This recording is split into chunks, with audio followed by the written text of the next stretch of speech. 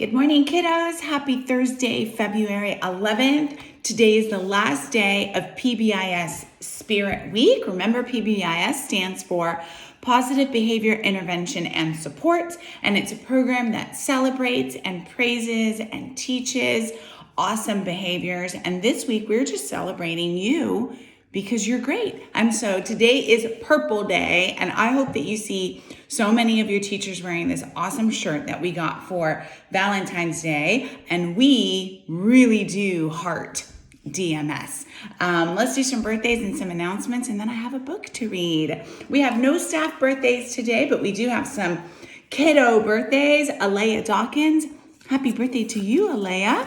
We have Kaylin Hildebrand. Happy birthday, Kaylin. We have Adama Jallo. Happy birthday to Adama and Melanie Wynn. Happy birthday to you. And our last student birthday is Jalen Gonzalez Rodriguez. Jalen, I think I was just in a small group breakout room with you on Zoom yesterday. Happy birthday to all of you. It's your Friday because tomorrow you do not have school. You also do not have school on Monday. So for your birthday, you got a super duper long weekend, and I hope that you get to pick whatever you want for dinner. We have one shout out today. It is from Miss Lido. Miss Lido wants us to know that Akivia Robinson is working so hard in social studies. She's always on task. She's always participating, and she is just a pleasure to work with. Thank you, Miss Lido, for shouting out Akivia, and thank you, Akivia, for being such a great student.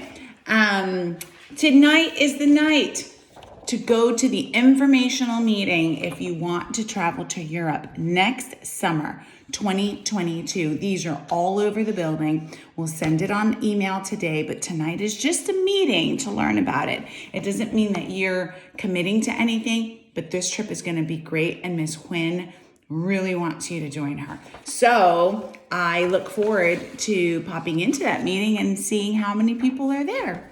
I would really like to go on that trip too.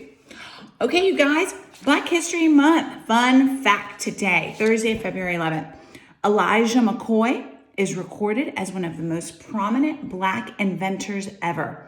He's credited for inventing over 50 devices in his career, including a cup that distributed oil evenly over automotive engines' moving parts.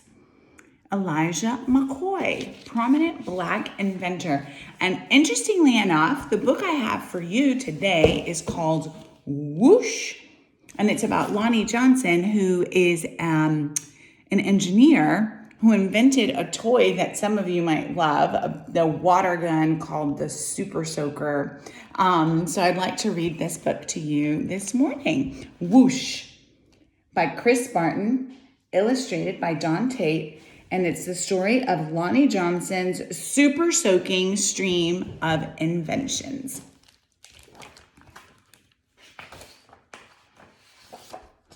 Every day brought a challenge for young Lonnie Johnson, the challenge of finding space for his stuff. 6 Johnson kids were squeezed into their parents' small house in Mobile, Alabama. Lonnie would have loved a workshop of his own, but there just wasn't room. There was nowhere to keep his rocket kits. Bamboo shooters, rubber band guns, erector set, go-kart engine, bolts and screws, and other spare parts his dad let him bring in front of the shed, and various other things he'd hauled back from the junkyard.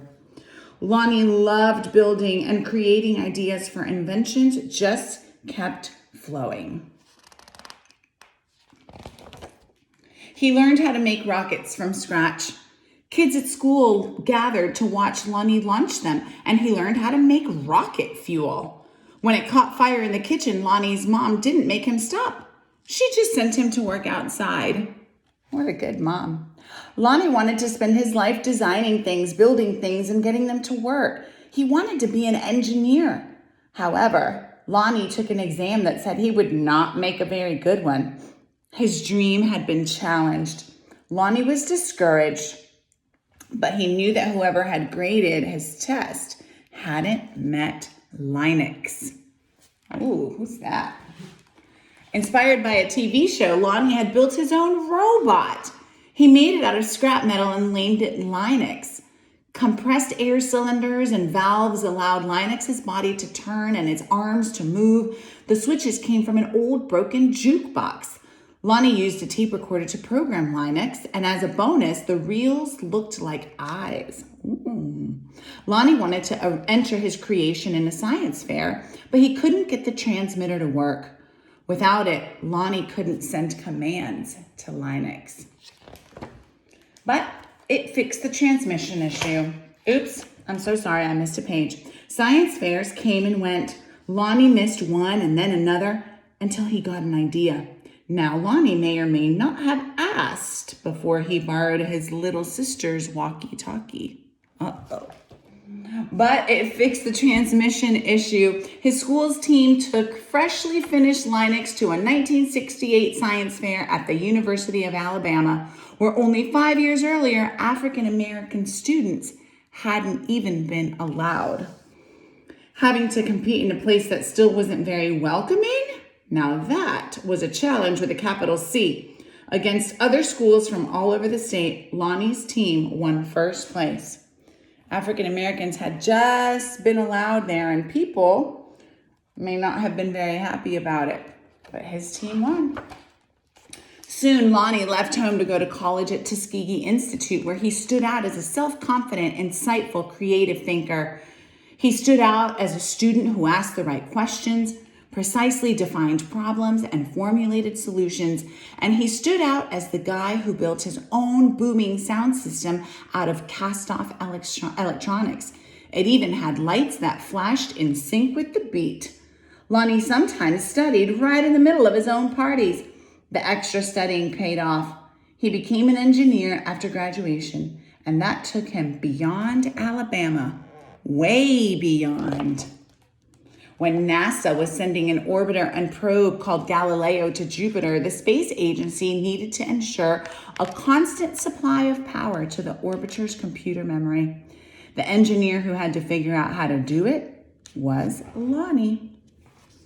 His challenge was to come up with a lightweight backup system able to keep essential functions going in case the main power was lost. It wasn't easy. It wasn't obvious, but Lonnie found a solution. Some at NASA's Jet Propulsion Laboratory doubted his idea would work. Lonnie convinced them it would. He was right. As it photographed Jupiter and its moons, Galileo was supported by the power package that Lonnie designed.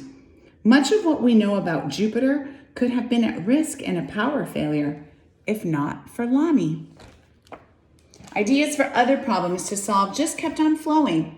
They flowed whether Lonnie was working with hundreds of people at NASA or up late tinkering with his own inventions and finally his own workshop. Lonnie knew the world's millions of refrigerators and air conditioners needed a new cooling system, one that didn't use R12, a chemical that was bad for the environment. He had an idea for using water and air pressure instead. To test his idea, he made a pump and nozzle, connected them to the bathroom faucet, turned on the faucet, turned on the pump, and then whoosh! The stream that blasted across the bathroom was so powerful it created a curtain-swirling breeze. It also gave Lonnie an idea for yet another invention. This, he thought, would make a great water gun. First, he had to find or make the parts, including a pump small enough for a child to handle. Then he had to glue the parts together into a prototype, an early version with room for improvement. A prototype is like a draft. Finally, Lonnie tested his strange-looking squirt gun at a picnic. "Does it really work?" a man asked. "Sure," Lonnie said. "Want to see?" Lonnie worked the pump, which squeezed air into a chamber. When he pulled the trigger, the air escaped, forcing water out with a whoosh. For a water battle to be a fair fight, there couldn't be just one of Lonnie's water guns. He needed help making more. So he went to toy company after toy company after toy company. No. Lonnie got turned down a lot. The word no flowed again and again, but finally one company said yes. It planned to make his water gun. Lonnie also had other projects, a water-propelled toy airplane, 2 kinds of engines, and his cooling system. He found investors to provide the money for turning his ideas into products people could buy. He made a leap of faith, quit his day job, and devoted himself to full-time inventing. But soon each plan fell apart, even the one for the water gun. These things sometimes happen. But when they happen, and one after another to the same person, well, that's some pretty bad luck. Lonnie didn't have a job. He didn't have the money he'd been counting on. He and his family had to move out of their home and into a little apartment. He was angry and scared. But Lonnie had dealt with challenges all his life. He knew all about solving problems, and he still believed in his inventions, especially the water gun. Lonnie went looking for another toy company. In 1989, he found a toy maker who was interested in seeing the water gun if Lonnie ever happened to be in Philadelphia. But don't make a special trip, the guy said. Lonnie made a special trip. In his wife's suitcase, he carried a new prototype. He unpacked it, filled the tank with water, pumped the gun until the air pressure was good and high, and what do you think it's going to say? Whoosh.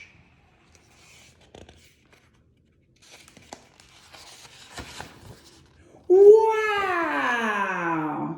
I was wrong. I thought it was going to say whoosh. These are the guys at the toy company. They're loving it. Oh, it did say whoosh. It just said wow, too. Kids everywhere agreed with that wow. Lonnie's water gun, called the Super Soaker, became a smash hit. In no time, there were Super Soakers in backyards and on beaches and parks and on playgrounds. Each sale of a Super Soaker put a little money into Lonnie's pocket. So what did Lonnie do? He got a bigger workshop, which is where you'll find him today. Because of facing challenges, solving problems, and building things are what Lonnie Johnson loves to do. And his ideas just keep on flowing. Thank you for letting me read that to you. I know it was long, but you know what I was thinking the whole entire time when Lonnie just wouldn't quit, even when things got hard? The big P word, persistence.